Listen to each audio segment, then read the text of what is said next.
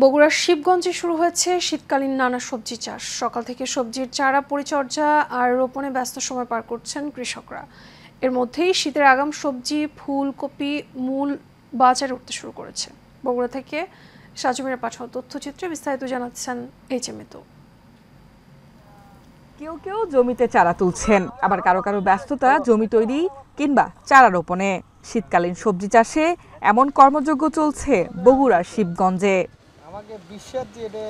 কৃষকেরা বলছেন, প্রতি বিঘা জমিতে ফুলকপির চাষে খরচ হয় 20,000 টাকা। ফল ভালো হলে প্রায় লক্ষ টাকা বিক্রি হয়। এরই মধ্যে শীতের আগাম সবজিতে ভরে উঠেছে কৃষকের মাঠ। এই বীজতলা তৈরি করতে আমার 5-7 দিন সময় লাগছে। এখানে সব প্রকারের সার, জৈব সার দিয়ে আমি এই বীজতলাটা রেডি করে তারপরে আজকে বীজ ফলাচ্ছি।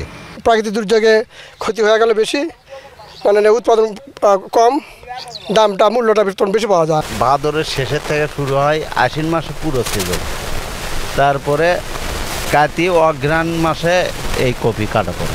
মেলা খরচা হয়, 20,000 টাকা পার পড়ে। গোবর সার, তারপরে আপনি হলো কিষেন ছেঁচা। এদিকে শীতকালীন সবজি চাষে কৃষকদের নানা পরামর্শ দেওয়ার কথা বলছে স্থানীয় কৃষি বিভাগ। 25 থেকে 26টা আইটেমের সবজি এখানে লক্ষ্যমাত্রা আছে। এখন আমাদের আগাম যে ফুলকপি এগুলো লাগানো হচ্ছে, এখানে প্রায় আগাম ফুলকপি 100 হেক্টরের মতো হয়। আমাদের চারা রোপণ হয়েছে, বীজতলায় কিছু আছে, এসব দিয়ে আশা করতেছে আমাদের 50 হেক্টরের মতো হয়েছে, আরও হয়তো 50 হেক্টর হবে। শিবগঞ্জে এবছর 2600 হেক্টর জমিতে শীতকালীন বিভিন্ন সবজি চাষের লক্ষ্যমাত্রা নির্ধারণ করা হয়েছে।